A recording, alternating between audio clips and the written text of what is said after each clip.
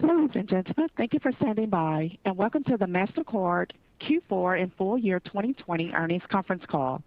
At this time, all participants are in a listen-only mode. After the speaker's presentation, there will be a question-and-answer session. To ask a question during the session, you will need to press star one on your telephone. As a reminder, this call is being recorded. If you require any further assistance, please press star zero. I would now like to hand the conference over to your speaker today, Warren Kneeshaw, Head of Investor Relations. Thank you. Please go ahead, sir. Thank you, Tanya. Good morning, everyone, and thank you for joining us for our fourth quarter 2020 earnings call. We hope you're all safe and sound. With me today are Michael Miebach, our Chief Executive Officer, and Sachin Mehra, our Chief Financial Officer. Following comments from Michael and Sachin, the operator will announce your opportunity to get into the queue for the Q&A session. It is only then that the queue will open for questions. You can access our earnings release, supplemental performance data, and the slide deck that accompany this call in the investor relations section of our website, mastercard.com. Additionally, the release was furnished with the SEC earlier this morning. Our comments today regarding our financial results will be on a non-GAAP, currency-neutral basis unless otherwise noted. Both the release and the slide deck include reconciliations of non-GAAP measures to GAAP reported amounts. Finally, as set forth in more detail in our earnings release, I would like to remind everyone that today's call will include forward-looking statements regarding Mastercard's future performance. Actual performance could differ materially from these forward-looking statements. Information about the factors that could affect future performance are summarized at the end of our earnings release and in our recent SEC filings. A replay of this call will be posted on our website for 30 days. With that, I'll turn the call over to our Chief Executive Officer, Michael Miebach. Thank you, Warren, and good morning from New York. It certainly feels like a privilege to be addressing you today for the first time as Mastercard CEO. I believe the foundation established under Ajay's leadership positions us extremely well for the future, and I'm looking forward to leading Mastercard from here on, and of course, counting on your continued support. Now, 2020 presented the world and the economy with unprecedented challenges. Still, the resilience of our business model and the focused execution of our strategy by our dedicated employees allowed us to close out the year on a positive trajectory. Fourth quarter revenue and EPS growth rates versus a year ago are continuing to show sequential improvement. As we look to the future, we will continue to execute on our strategy. With our ability to enable and secure the payments ecosystem through deep partnerships, our differentiated services, and our role as a true multi-rail provider, we're well positioned to capture additional flows and the significant opportunities ahead.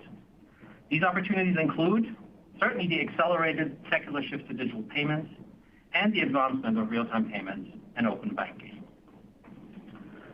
Now let's take a look at our business from the macro level. Retail spending during the holiday season and fourth quarter overall was relatively steady, with very strong e-commerce sales. According to our Spending Pulse estimates for Q4, U.S. retail sales were up 4%, ex-auto, ex-gas, while overall Europe retail sales slowed with a decline of 1.9% for the quarter, in part due to the recent lockdowns. In Asia, we see some bright spots in markets like Australia, and then similarly in Latin America, where retail sales in Brazil rebounded this quarter. Now, we're also heartened to see the availability of effective COVID vaccines. But distributing them at scale will dictate when social distancing measures can be relaxed and borders opened, and that will ultimately drive further recovery. We see fiscal stimulus, such as the most recent package in the United States, as an important interim measure in the near term, and we're working closely with governments to get funds into people's hands quickly and safely. Now, turning to our business specifically, and the four-phase framework we established for monitoring the COVID environment. Seen markets go through the containment and stabilization phases, and we continue to believe most markets are now in the normalization phase domestically, where spending levels gradually improve, with some markets actually approaching growth. Looking at the trends, volumes continue to modestly improve quarter over quarter, and our switched volume growth rates, excluding travel and entertainment, were similar to what we saw in Q4 2019 pre-pandemic. Speaking of travel, domestic travel, including spending in categories such as lodging and restaurants, declined slightly in the quarter, reversing some of the improvement we saw in the summer months. Cross-border travel remains limited. In October and November, we saw some improvement in cross-border within the EU, although recent restrictions are causing some slowing over there, as mentioned earlier. Improvement in the cross-border travel outside the EU remains limited. Now, we continue to believe travel will improve, starting with personal travel, as border restrictions ease and as vaccination efforts expand. We believe corporate travel will follow. As we said in the past, progress may not be linear, but we believe there is significant pent-up demand for travel. And we continue to expect to see improvements in the second half of the year. In the meantime, we remain focused on building on our already strong position in travel, positioning us well to capitalize on this opportunity when it occurs. So while the pandemic is affecting business drivers in the short term, we have diversified our revenue streams and remain focused on managing our business for the long term. This means focusing on our strategic priorities. One, growing our share of core payments, ensuring the digital experience for our customers, partners, and consumers is safe and seamless as we help drive the accelerated secular shift. Two, deploying meaningful services that help our partners adapt to the changing environment. And last but not least, providing choice with our multi-rail capabilities. Illustrating all of that, we have quite a number of significant strategic wins this quarter, which I will now share with you. Starting in the UK and Ireland, and building off the success we've had in debit with Santander and First Direct, we're really pleased to expand the long-term relationship we have with NatWest Group on credit. The bank will move its entire debit portfolio to Mastercard across all consumer and business product lines and across multiple brands, including NatWest and Royal Bank of Scotland. This migration of approximately 16 million debit cards will start later this year, and when complete, will contribute to the growing overall debit share in the UK from low single digits to approximately a third of the market once all recent wins have migrated to Mastercard. We look forward to innovating together and to build enhanced digital experience for NatWest customers across multiple payment rails. Now turning to Germany. We expanded our relationship with Deutsche Bank and will become the exclusive international scheme partner, including both Deutsche and Postbank brands, expanding our market share in debit and credit. As part of the upcoming migration, a total of 10 million consumer and commercial credit and debit cards will be reissued as Mastercard-branded products. Deutsche Bank is already leveraging our services within our existing partnership. We will now extend those to the larger customer base and use our advisors consulting and analytics to assist with the conversion. And we look forward to developing new opportunities together in B2B and other payment flows. In the US, we will be the network partner for the CityPlex account on Google Pay, which leverages our tokenization services to provide CityPlex customers with a seamless and more secure payment experience. The CityPlex account will include a digital debit Mastercard that's automatically loaded for use in the Google Pay wallet, with an option to request a physical contactless card, providing customers the choice to pay when, where, and how they want to pay by debit card, smartphone, or online. Building on our fintech momentum, we have secured additional wins around the globe with new partners like Payoneer and Eldra in the US, Hype and Flow in Italy, Trésor in France, and Prex in Peru. Our fintech customers appreciate our tailored approach, addressing their very specific needs, leveraging our expertise, our tech, and of course our global network. Now we're also excited to announce a new strategic partnership with Walgreens. This multifaceted relationship includes a new credit product to be issued by Synchrony Bank and prepaid products that enable contactless shopping experiences, mobile-first money management, and rewards via the Walgreens app. This partnership will enable Walgreens to leverage a number of Mastercard services, including insights and analytics, loyalty, and point-of-sale financing, including installments.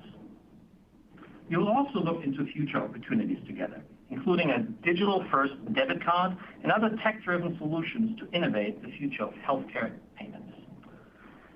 Now, we remain very active in the U.S. co-brand space, where we extended and expanded our Sevens Club co-brand with enhanced rewards and digital experiences, as announced yesterday, and extended our Walmart consumer credit and co-brand and payroll card, renewed our GM co-brand, now with Goldman Sachs as the new issuer, and expanded our relationship with Bass Pro Shops and Cabela's to include small business. Let's come back to travel. We continue to prepare for the broader return of travel with several new partnerships in this space. First up, building on the travel co-brand momentum we announced last quarter, we will now be the exclusive network for Aeroplan co-brand program in the U.S. with JP Morgan Chase Bank and Air Canada, which will launch later this year. In both the UK and Spain, we're innovating with IAG Loyalty, part of the International Airlines Group, on new co-brand and loyalty partnerships that will provide customers with more choices to earn Avios points and reward them with exclusive benefits. And on a wholesale travel program front, one of the largest global online travel agencies, Booking.com, has chosen Mastercard to be their preferred partner for virtual card payments to their suppliers. Let's talk about the changing consumer. As spending patterns change, it is critical to offer online and in-person capabilities, and we have solutions for both. As e-commerce accelerates, with card-not-present transaction accounting for about 45% of our switched volume in 2020, which is up from 40% in 2019, we have several efforts underway to enable safer and more seamless online purchases. Notably, we continue to scale our merchant tokenization services for card on file, a critical use case with a six-fold increase in the number of unique merchants transacting in Q4 versus a year ago. Now, recent surveys tell us that 7 in 10 e-commerce consumers have their payment card information saved with at least one merchant type. Card on file tokenization is particularly helpful for subscription services like Netflix, marketplaces like Etsy, and ride-hailing services like Didi, who have just signed on this quarter. But we do believe that when restrictions ease, people will return to shopping in person, and hence we're driving secular shift in store as well. For example, we saw strong acceleration of contactless in 2020 as more than 80 markets grew contactless penetration as a percentage of in-person transactions by at least 10%, which is driven by consumer demand for increased speed and safety, but of course, cleanliness at the point of checkout.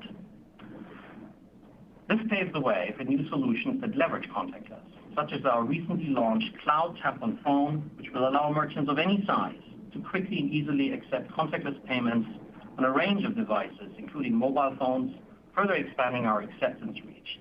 This will be particularly important for all those hard-hit small businesses trying to operate more digitally coming out of the pandemic. Now, with respect to services.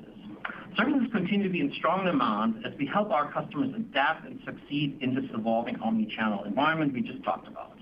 In aggregate, our services line represented about a third of our revenues in 2020 and grew at 18% during that period on a currency-neutral basis, providing a critical source of growth and diversification.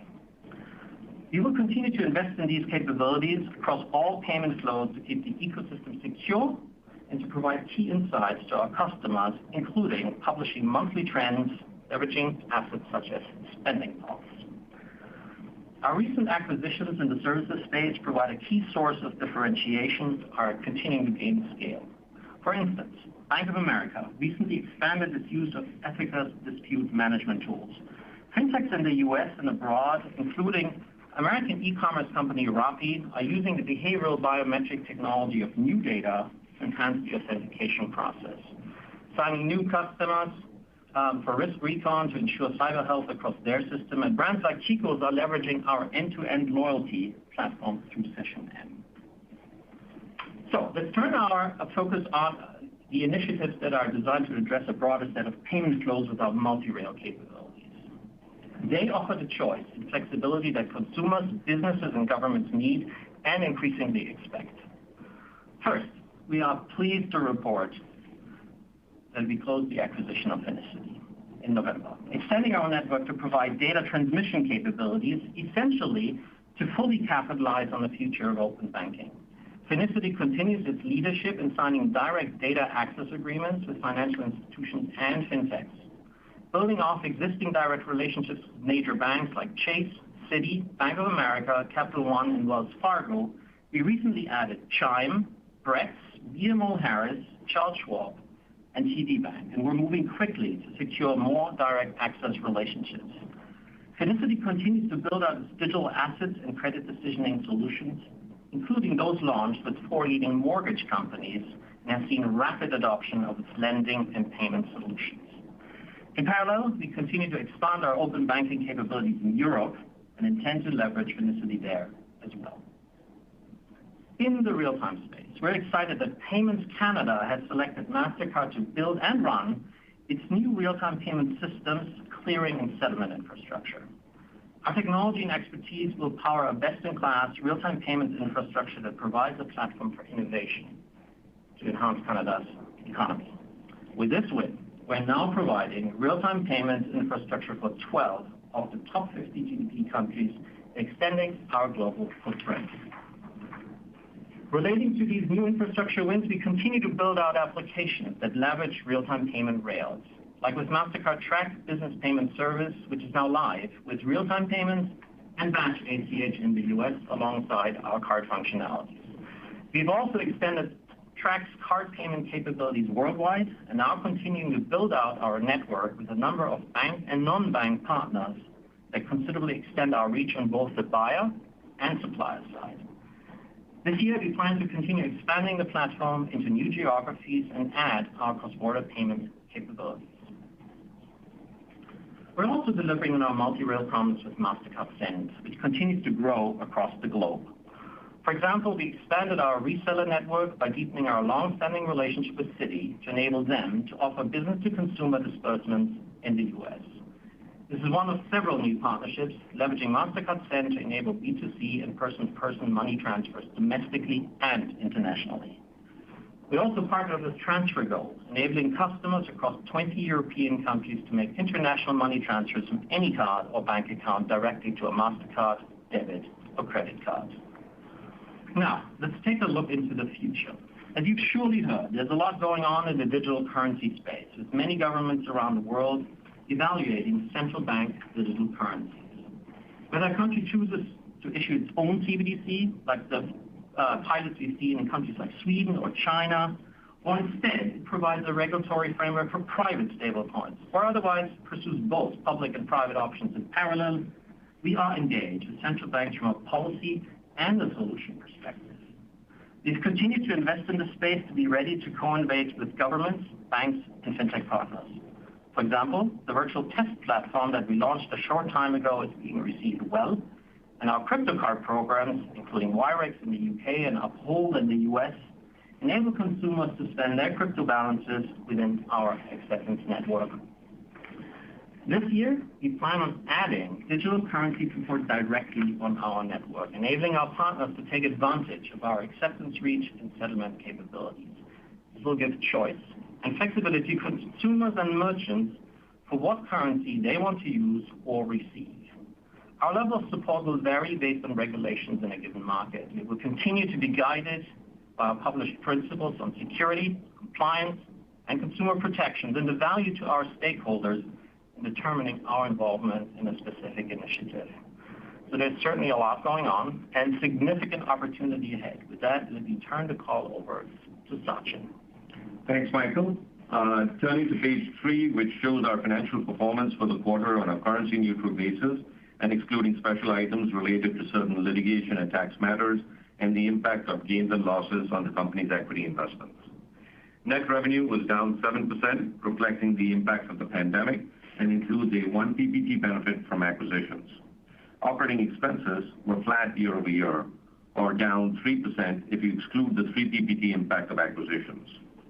Operating income was down 12%, and net income was down 17%, both of which include a 2 PPT decrease related to acquisitions.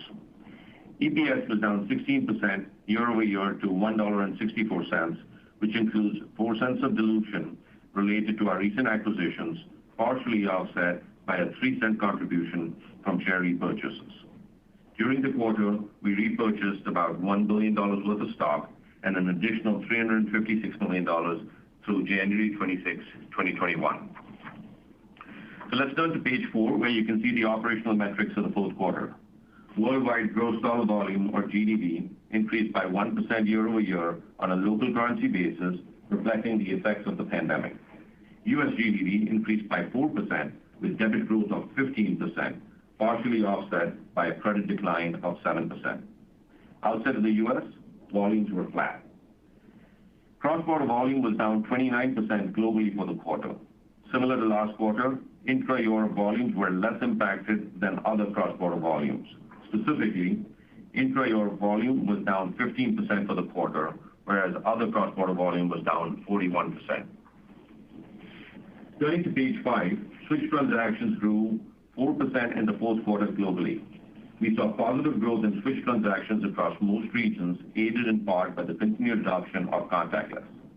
In addition, card growth was 6%. Globally, there are 2.8 billion Mastercard and Maestro branded cards issued.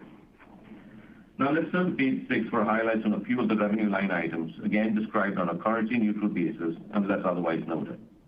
The decrease in net revenue of 7% was primarily driven by a decline in cross-border volumes due to the effects of border restrictions and social distancing measures, partially offset by growth in GDP, switch transactions, and continued growth in our services.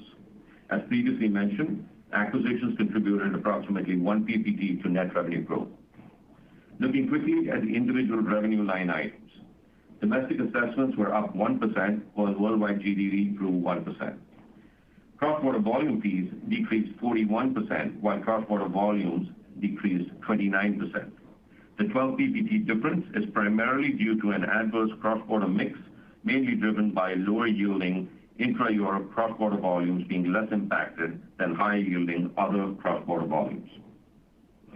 Transaction processing fees were up 4%, while switch transactions were up 4%, with the unfavorable cross-border mix I just mentioned being offset by strong services growth. Other revenues were up 17%, including a 1 PPT contribution from acquisitions. The remaining growth was primarily driven by our data analytics, consulting, and cyber and intelligence solutions. Finally, rebates and incentives were up 1%. Moving on to page 7, you can see that on a currency-neutral basis and excluding a special charge related to litigation, total operating expenses remained flat. This includes a 3 PPT increase related to acquisitions. Excluding acquisitions, we delivered an expense decrease of 3 PPT. Turning to page 8, let's discuss the specific metrics for the first 3 weeks of January. Starting with switch volumes, we continue to believe that most markets are in the normalization phase domestically, with some approaching growth. Overall, switch volume growth remains generally consistent with the trends we saw in December. While we are seeing stronger growth in the U.S., this is being more than offset by slower growth in markets outside the U.S., primarily Europe. Switch volumes in the United States have been strong in recent weeks, supported in part due to the recent fiscal stimulus. Outside of the U.S., switch volumes in Europe have slowed considerably due to the increased lockdowns in countries like the UK, Germany, and Italy. When you look at how people are spending, we have recently seen a decrease in card-present growth rates due primarily to the effects of the increased lockdowns that began to be put in place in December, while our card-not-present growth rates remain healthy. Trends in switch transactions remain steady and are tracking the trends we are seeing in switch volumes. In terms of cross-border, we have seen a reversal in intra-Europe cross-border in recent weeks relative to the improvement we saw in November and December. Higher yielding other cross-border remains more adversely impacted than intra-Europe cross-border. Turning now to page 9, I'd like to provide some additional color on the cross-border trends across card-present and card-not-present. You can see the trends that we shared through the course of the quarter continue. Week-to-week fluctuations in November and December reflect holiday timing differences year over year. In total, if you look at the gray line, total cross-border, which showed some improvement in November and December, is now continuing in a relatively similar band to what we saw in October due to the re-implementation of border restrictions. If you look at the orange line, card-present spend reflects continued limited travel, in part due to the border restrictions I just mentioned. Card-not-present growth, which is the yellow line on the chart, continues to be resilient and has held up well. The green line represents card-not-present spend, excluding online travel-related spend, and remains positive as we continue to see strong growth across discretionary and non-discretionary retail categories. Turning now to page 10, I want to share our thoughts for the upcoming year. First and foremost, we feel like we are very well positioned to grow with the strategic deals we have laid out over the last several quarters, including those with Bank of America, NatWest, Deutsche Bank, and Santander, to name a few. Further, we have positioned ourselves for the return of travel with travel-oriented portfolios. We have built a strong set of services capabilities which continue to grow at a faster rate than the core, and we will deepen penetration of these services across our customer base while expanding this portfolio. And our multi-rail strategy positions us well to address new flows and adapt to the changing payments landscape. In terms of the macro environment, we're enthusiastic about the availability of effective vaccines.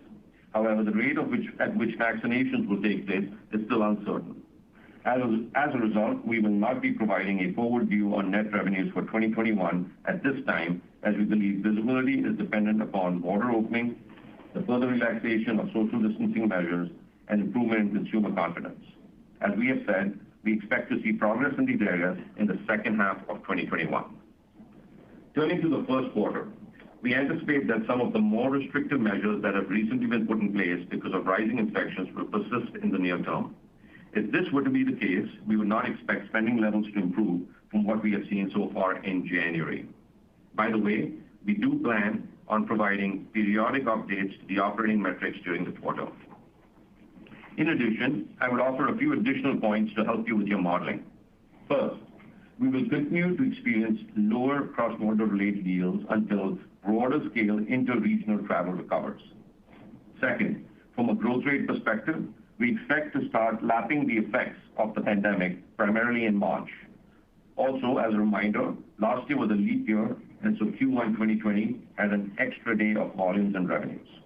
And finally, we expect rebates and incentives as a percentage of gross revenues to be flat or up slightly sequentially due to new and new deal activity, including some of the recent wins Michael has just discussed. Now let's turn to operating expenses. We continue to carefully manage our priorities in order to preserve our ability to invest in our key long-term growth drivers, namely digital, cybersecurity, data analytics, B2B, and multi-rail solutions. For Q1, we expect operating expense growth to be up mid-single digits versus a year ago on a currency-neutral basis, excluding acquisitions. Of note, this increase reflects the lapping of spending actions taken a year ago as a result of the pandemic, as well as a 3 PPT increase due to the lapping of a favorable hedging gain from a year ago. With respect to acquisitions made in 2020 or later, Finicity closed near the end of last November, and we continue to expect the transaction with Nets to close in Q1. Based on this timing, we expect acquisitions to contribute about a half a PPT to revenue in Q1 and 1 to 2 PPT for the year. Similarly, acquisitions will contribute approximately 4 to 5 PPT to operating expenses growth in the first quarter and 7 to 8 PPT for the year. As a reminder, we discretely disclose the impact of acquisitions for the year in which they close and the subsequent year, after which we do not split them out. Other items to keep in mind: foreign exchange is expected to be about a 2 PPT tailwind to net revenues and a 2 PPT headwind to operating expenses in Q1. On the other income and expense line, we are at an expense run rate of approximately $110 million per quarter given the prevailing interest rates. This excludes gains and losses on our equity investments, which are excluded from our non-GAAP metrics. And finally, we expect a tax rate of approximately 18 to 19% for the year based on our current geographic mix of the business. And with that, I will turn the call back over to Warren. Thanks, Sachin. Tanya, we're ready to take questions. Thank you. As a reminder, if you would like to ask a question, please press star, then the number 1 on your telephone keypad. To withdraw your question, press the pound or hash key. Please stand by while we compile the Q&A roster. Tanya, it's coming through very rough at this end, so you try to correct that. First question, please. Your first question comes from JP Morgan.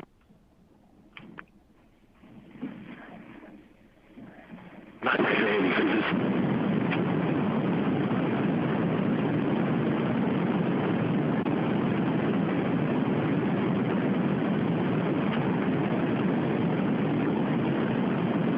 Go ahead with your question, sir.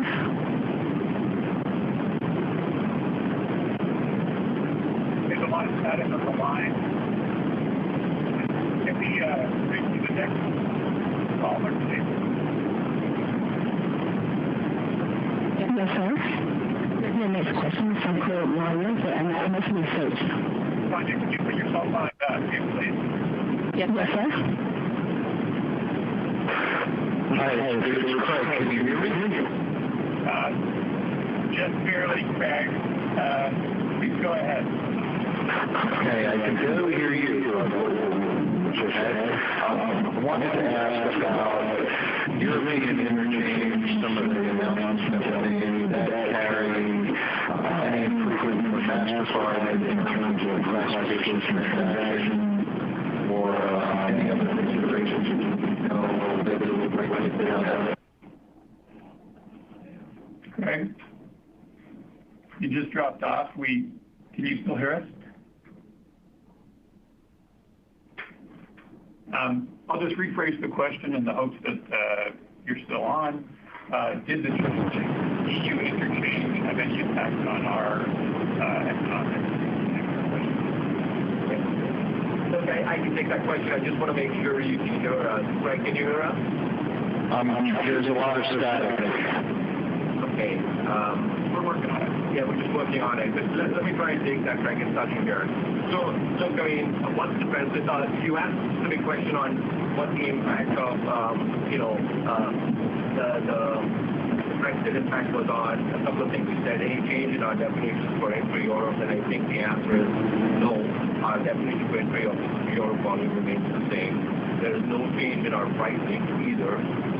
Specifically on your question on interchange, once the transition period ended on the 31st of December of last year, the UK effectively became subject to the same interchange caps as any other non-EU country, as agreed with the European Commission. And recognizing the prevailing pandemic, what we did is we set the timing of the change to commence in October of 2021. We are very aware of the challenges which are being faced by retailers, businesses, and people as a result of this pandemic, and we will continue to review the timing of the implementation of this decision as we go forward through the course of this year. Great. Next question, please.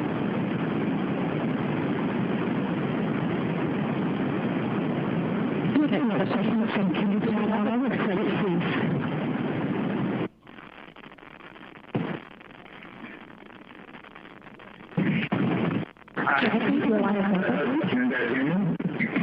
Yeah, I can hear you.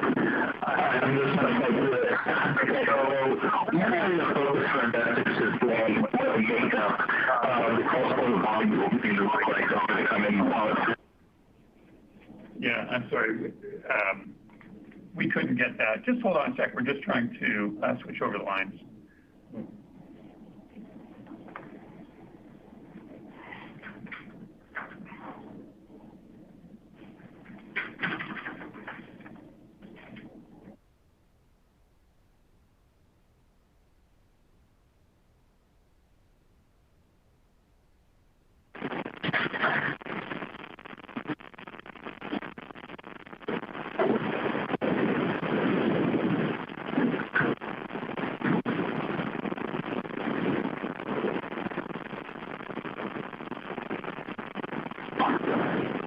This is Warren.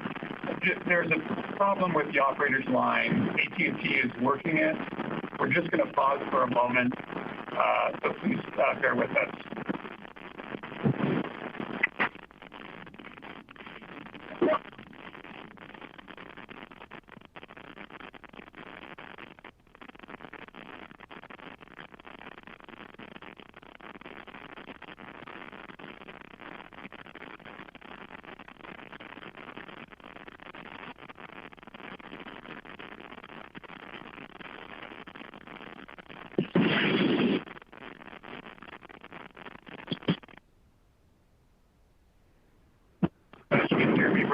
For the operator's line to be fixed. AT&T is working it.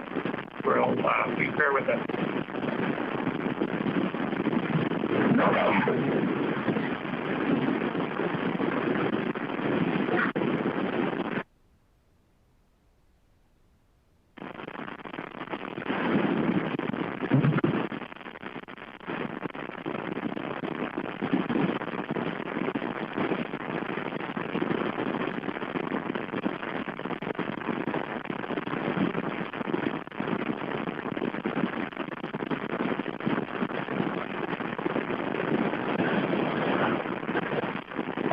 log out, log back in. I just wanted to say one more time, we're working a technical difficulty. Please stick with us.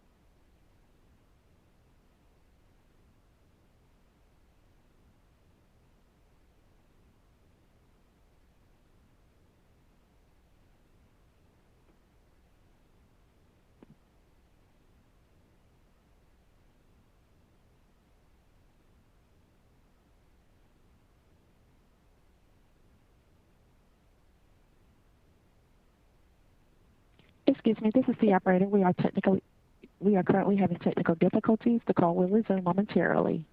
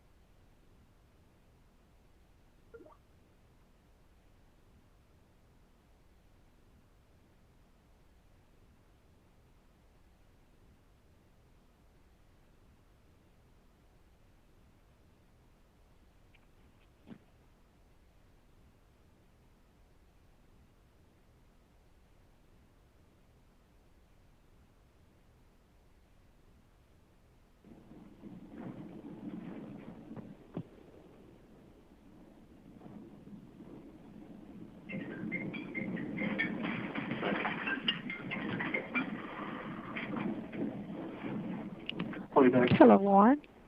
Hello, Tanya? Okay. Yeah, this is Warren. Can you put us back into the main? You are in the main conference, sir. Okay, very good. This is Warren. I apologize for the technical difficulties. Hopefully you can hear us well now. We're ready to take your questions, and in light of the technical difficulties, we'd be happy to extend the call to take your questions. Next question, please, Tanya.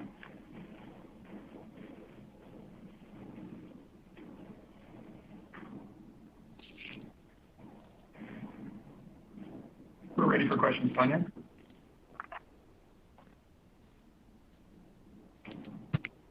Yes, sir. The next question is from Ramsey El-Assal with Barclays. Hi. Glad you're back, and thanks for taking my question here. I wanted to ask about the impact of stimulus on your volumes. Is the U.S. switch volume improvement in January versus December, do you attribute this largely to the impact of stimulus? And then secondarily, I was interested, Michael, in what you were saying about Mastercard's participation with the central bank digital coins and how you're going to enable them to flow on your network. How do you help governments with that product? What can Mastercard do there to be of utility?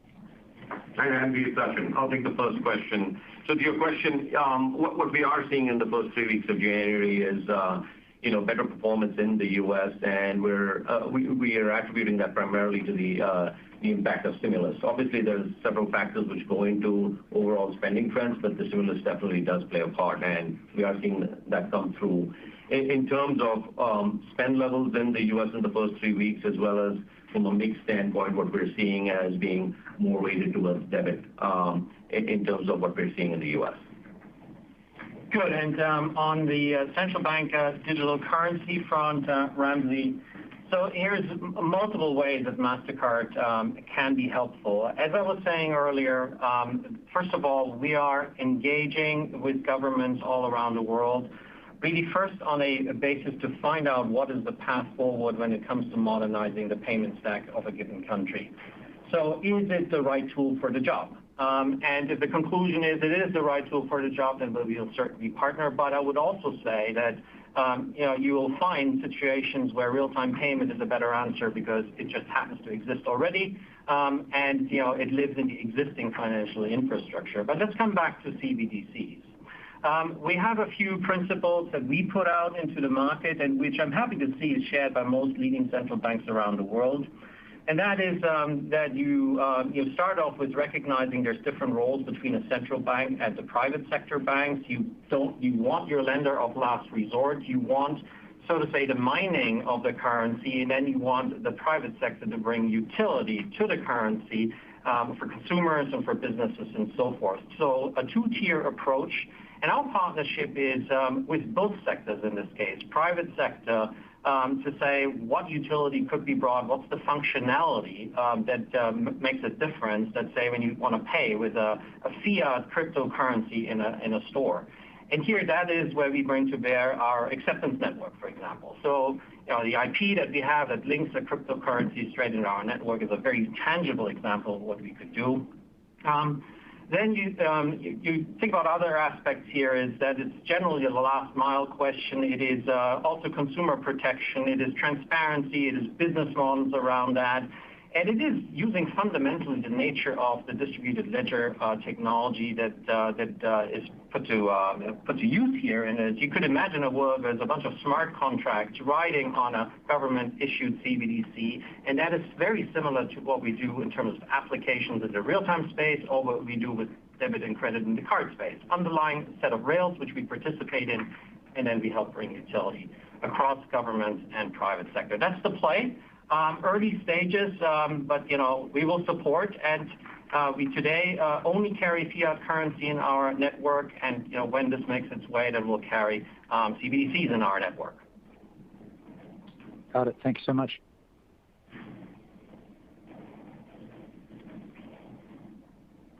Next question, please. Yes, your next question is a follow-up from Tim Jen with J.P. Morgan.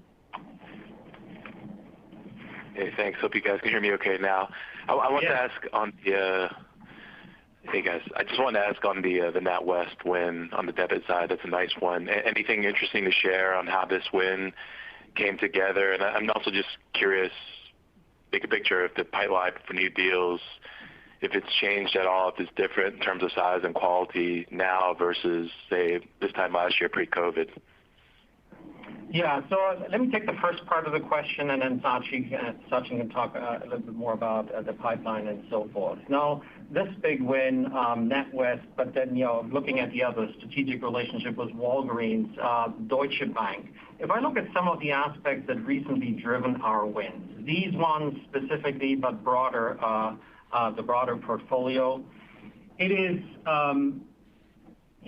Our capabilities across one set of rails. You heard me talk earlier about it. We're going to want to co-innovate with NatWest on multiple payment rails. So it's certainly a differentiated capability that matters, particularly in Europe, where the rise of real-time payment is absolutely real.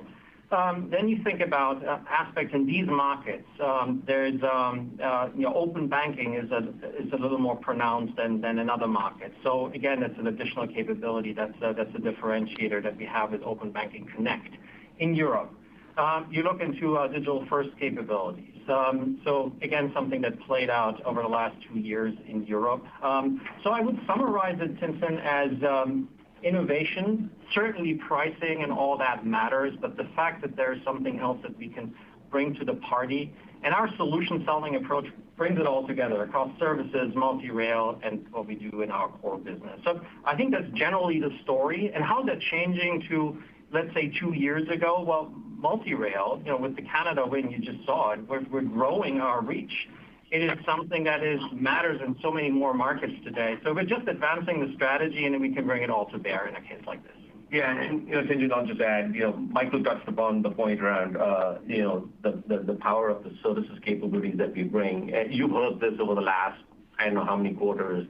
The wins we're having are very much supported by the strength of our services capabilities.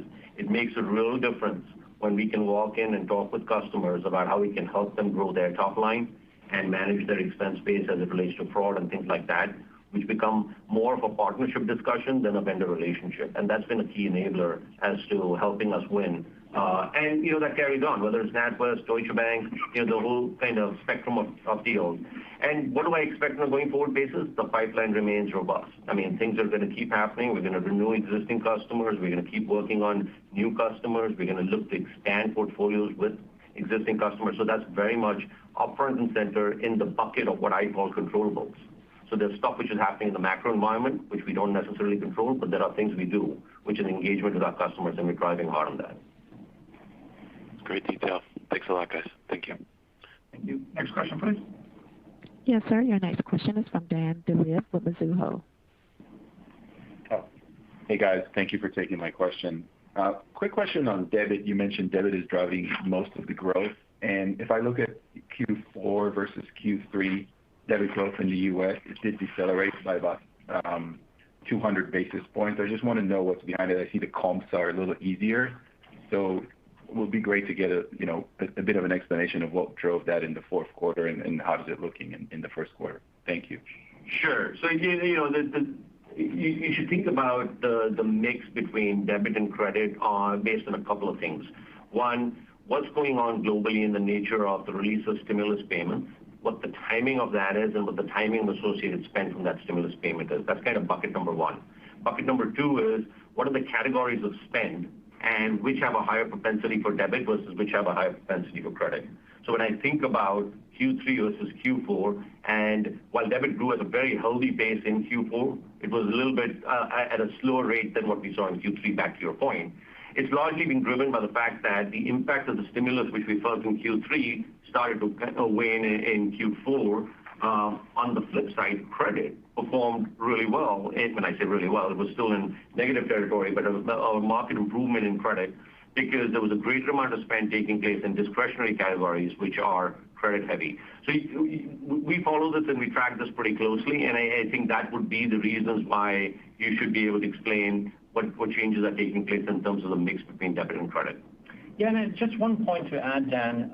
What we've seen in previous challenged periods in terms of economic outlook, there is in a downturn, debit is all generally preferred, and the main reason for that is people really want to spend the money that they have and avoid taking on extra burden in terms of additional debt. So this is a normal pattern that we have seen, and it plays out in the way that Sachin just talked about.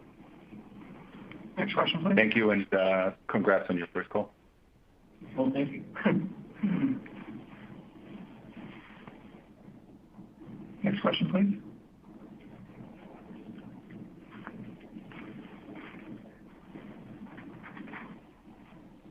Tanya? Your next question is from Jason Kupferberg with Bank of America. Thanks, guys. Good morning. I just wanted to ask a two-part question on cross-border. The first part is the highest yielding part of the cross-border business, the non-intra-Europe piece, recently seems like the year-over-year declines are moderating a little bit. I don't want to make too much out of a couple of weeks of data, but can you just touch on what has maybe driven the incremental improvement in that metric and the sustainability of the improvement as the comps presumably get progressively easier from here, more or less on a weekly basis? And then just the second part is more of a conceptual question. I mean, in your base case of macro recovery and travel recovery, is it feasible that cross-border revenues next year in 2022 could get back to 2019 levels? Not obviously asking for guidance, but just conceptually based on how you think the macro could theoretically unfold. Thank you. Yeah, Jason. So on the first part of your question, here's what I tell you. I would tell you we're closely watching what these trends are. In the first 3 weeks, we have observed exactly what you're saying, which is the non-intra-Europe cross-border has started to see a little bit of a recovery come through. There are lots of puts and takes which take place there. And let me try and give you a little bit of color as to what could be driving some of that. Right? First, at the end of the day, when you think about this component of non-intra cross-border, there are still several borders which are open. There are people traveling. I could think about U.S.-Mexico. I could think about borders within the Middle East and Africa. I could think about certain travel which is taking place in Asia-Pacific. So you might be seeing, you're seeing a little bit of that come through. The other component which is driving this is, at the end of the day, when we think about other cross-border, we think about it generically speaking in the context of people getting on planes and traveling. But other cross-border is also influenced by expats, people who are sitting in foreign locations who have cards which are from their home countries, and the spend patterns on that could be influencing a little bit of what we're seeing here. I wouldn't make too much of the trend we're seeing in the first 3 weeks. We have to watch it for a little bit of a longer period of time. And that's the kind of color I could share with you on that. On your longer-term question on cross-border, look, I got to tell you, we as a company are very encouraged by what we're seeing from a overall availability of vaccine standpoint. The rollout is something which is still kind of uncertain, and we'll watch how the rollout goes.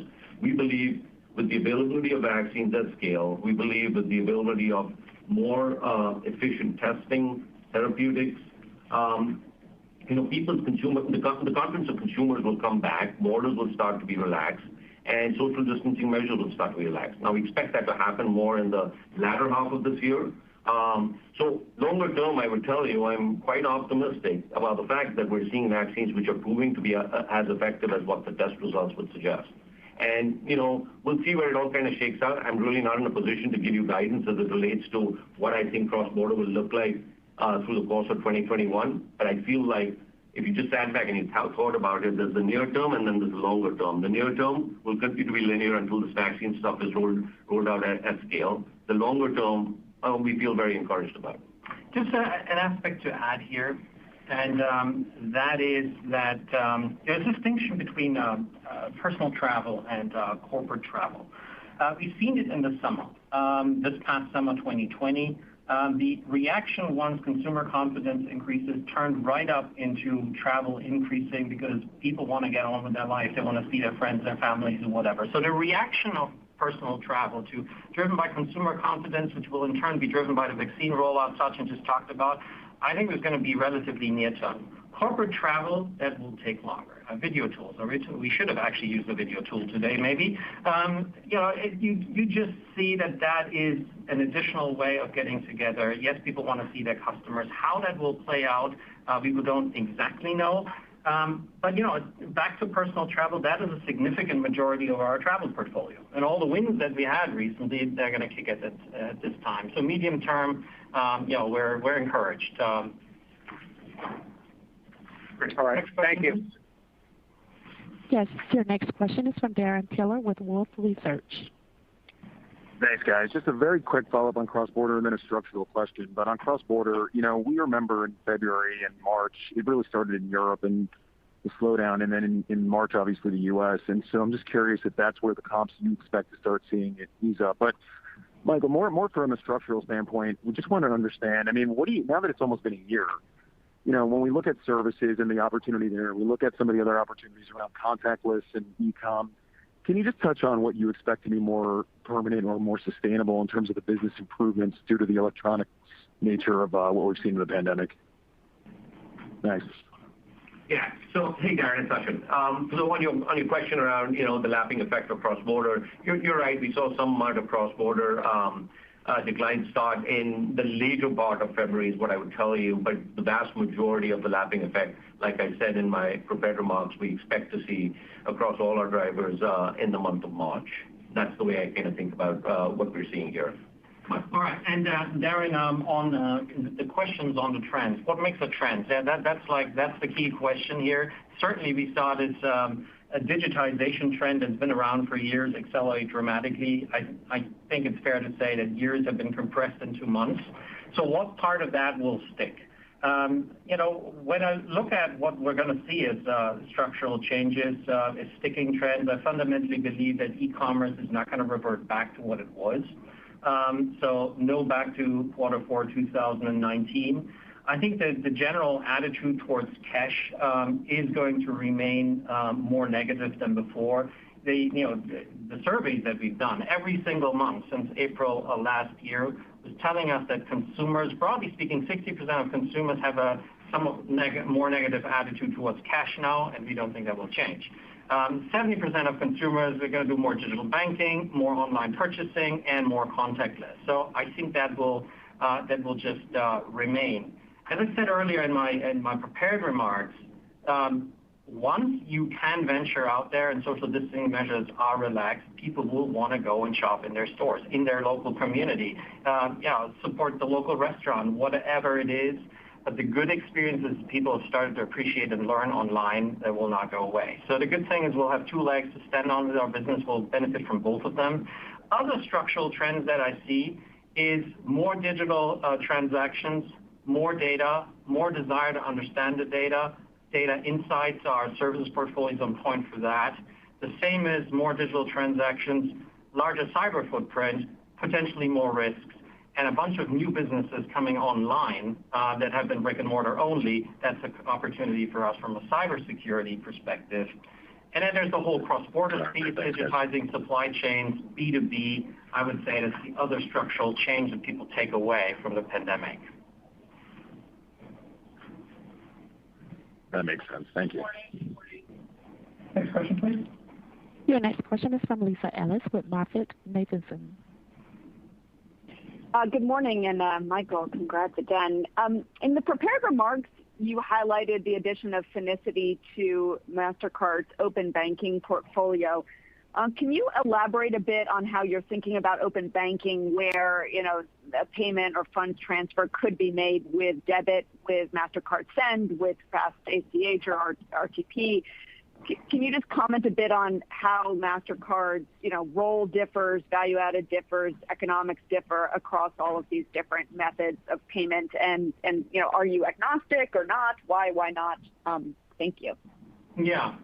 That's a pretty broad question, Lisa. So let me take the first part of it, and then Sachin can talk around the economics and the business models behind that. Broadly speaking, the way we look at open banking is it's adding data transmission capabilities as well as an additional set of transaction rails. We can initiate payments through open banking, permissioned API connections. We can do that, but we also can just verify assets or help in credit decisioning. So it's a wide range of use cases, and we're pretty agnostic what they are. We're quite happy to initiate payments directly through real-time payment rails, but also the combination of a market where there is real-time payment infrastructure, there is an open banking regulation as in Europe. The fact that we have a strong position in both allows us to leverage the combination of that quite effectively. That is one of the things that Tesco does with us. The proposition that Tesco is offering is you pay your credit card very simply through an open banking connection, leveraging the real-time payment rails. That's check, and it's a good combination for us. Overall, where is this going to go? I see it as a additional leg in our multi-rail strategy. So one link into Mastercard, you want to pay through an open banking link, you want to pay through real-time payments, you want to pay through cards, whatever it is, one link into Mastercard. That's the overall strategy.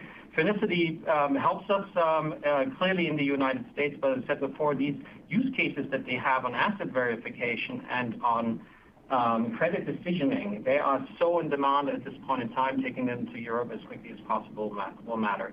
Now, Sachin can help to unravel some of these business models behind that. So, hey, Lisa, just a couple of thoughts around that. I think you're quite familiar with the way we think about what constitutes our yield as a business, right? It's across infrastructure, applications, and services.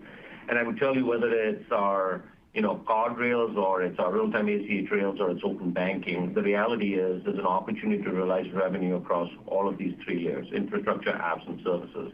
And so as we get more in the flow of transactions and or data, there is the opportunity to realize on all of those levels.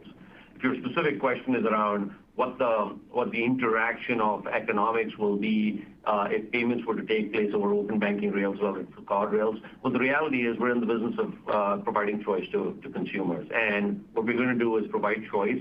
We're going to price for the value we deliver across all of these three layers. I think it's a little early to tell you exactly what the actual economics of a transaction over, for example, open banking rails might be if it's a payment transaction. What I can tell you, though, is take something like Pay by Account, which we've launched in the UK. The economics for us on Pay by Account in the consumer use case in the UK are quite similar to our debit economics out there. Yeah. But broadly speaking, I think it's fair to say we are agnostic. It's about choice. If the market want to go one way, then the market will go one way and we'll partner, and otherwise it goes a different way and we'll partner.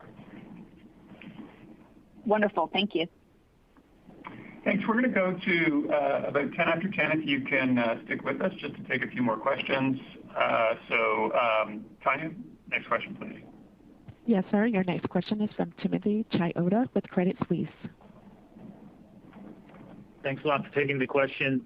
So one area of focus for investors has been what the makeup of cross-border volumes will start to look like over the next 3 to 5 years. So clearly in 2020, retail e-commerce became a much larger piece of the mix. Travel became a smaller piece of the mix.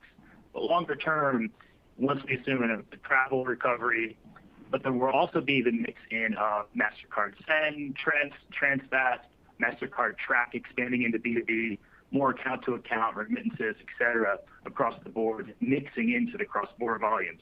Maybe you could talk about that evolution over the next few years and what that mix might look like. Sure. Hey, Tim, it's Sachin. So a couple of thoughts. One, we do expect with the return of travel, the mix will start to come back to some levels similar to what we saw pre-COVID. It might take a little bit of time as it relates to the business travel component, but I want to remind you that the vast majority of our travel from a cross-border perspective happens to be personal travel, which we expect to come back based on the comment which Michael made around the pent-up demand. So we'll see that come through. But you're exactly right about other elements of cross-border, whether it's leveraging our real-time rails and the applications in a cross-border manner, real opportunity we feel there as well, because today what we're tapping into is the consumer flows, what we call the person-to-merchant flows, leveraging our card rails in a cross-border environment.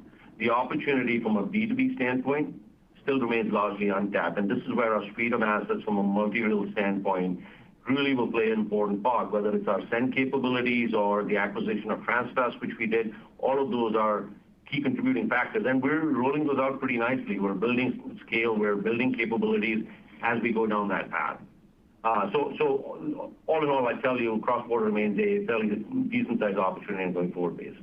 And, Tim, back to my earlier comments around structural changes and B2B and supply chain. A big part of the supply chain insights that people have just gained over the last 9 months is that there's dependency on parts of the supply chain cross-border that they want to digitize, and as this, so they can be more flexible to change suppliers, in future scenarios. Now here we come in with Transfast, we come in with our announced acquisition of HomeSend, the combination of all of that, and then you take this multi-rail capability, picture this in the context of Track, where there's a data switch, all the data that you want alongside with your B2B transaction is coming along, and you choose whichever way you want to send it. Use cases like remittances, buyer-supplier payments, which make up $110 trillion of global flows, significant opportunities for us. We got the assets in place. Thanks for taking the question. Your next question is from Don Fandetti with Wells Fargo. Hi, good morning. So Michael, congratulations as well. I want to get your updated thoughts on big tech. Clearly fintech proliferation is a big positive for the networks in our view, but how are the discussions with the big tech players going today versus a year or two ago? And do you think your interests are still aligned commercially and also in Washington from a regulatory perspective? Yeah, Don, that's a good question to round this call off. I think a very, very wide-ranging question. You have a lot of elements that you put in there. So let me go at this from a couple perspectives. The first is, our opus moderandi was, these are partners, these are customers, and we have strong relationships with all of them. Amazon, Facebook, Apple, you name it, and just think about the Apple Card as an example there. When you then look forward, you look at where is the world going in terms of different rails, in terms of emerging technologies, in terms of 5G. So there's a lot of change from a technology side in our ecosystem, and here's big tech players. But what I'm finding is that our specialist role here and our focus specifically on payment technology makes us a very relevant partner. Most of these companies are oriented and focused on delivering a particularly good consumer experience, digital user experience to their customer base, trying to keep customers in their ecosystem, whatever they might be doing, if they're a social network or something like that. And we stand the role of being the payments partner. That is a model of interaction that I think will continue to evolve. Some of these players do have payment aspirations, and Don, that's where your question is going. But then you look at our services portfolio, you look at our capabilities like card on file tokenization and so forth. We help them with our services portfolio while they create quite a nice consumer front-end experience. The XPays is a good example for that, and as long as there's choice in underlying payment tools, we're quite happy to partner because it drives the overall digital, the acceleration of the digital trend. In terms of change in political regime and the incoming administration and the view on big tech, that is for them to comment on. Basically, we're guided by our partnership. We want to lean in and continue to drive our business. Overall, otherwise it's early days. We have a great dialogue with the incoming administration. They're interested in payments, which we generally like. This is, by the way, a trend around the world. Governments interested in payments as critical national infrastructure, and we engage in that dialogue. Topics of cybersecurity, data principles, where we're all leading voices. That's how we engage. Thank you. Thanks, Michael. I think it's time to wrap up. I just wanted to thank you for bearing with us as we went through this process, and I'm sure Michael will always remember his first call with CEO, but unfortunately, excitement. But anyways, Michael, any final thoughts? Yes, my blood pressure is slowly coming down again after this little hump earlier. No, thank you for the questions. Really appreciate the interest and the dialogue. Don't want to repeat anything. I have to go back one more time to 2020. That was a challenging year for the industry. It was certainly something that needed us to be as agile as we could possibly be. And I just want to comment again that our employees really stepped up and allowed us to close out the year on this positive trajectory. Now, we said on a number of occasions throughout this call here, we're optimistic about COVID recovery, really in the light of the vaccines being deployed. We're optimistic about cross-border coming back, driven by the exact same point. So in the near term, there's optimism. In the very, very long term, there is optimism. I want to make one more point. All of this is great from an economic perspective and a performance perspective. What is equally important is that we do the right thing for communities and for our planet. And this week, I'm really proud, and so many people at Mastercard are, that we put out our net zero commitment. And that is just the last thought I want to leave you with. With that, looking forward to speaking to you with less technical issues in a quarter from now. Thank you very much. Ladies and gentlemen, this concludes today's conference call. Thank you for participating. You may now disconnect.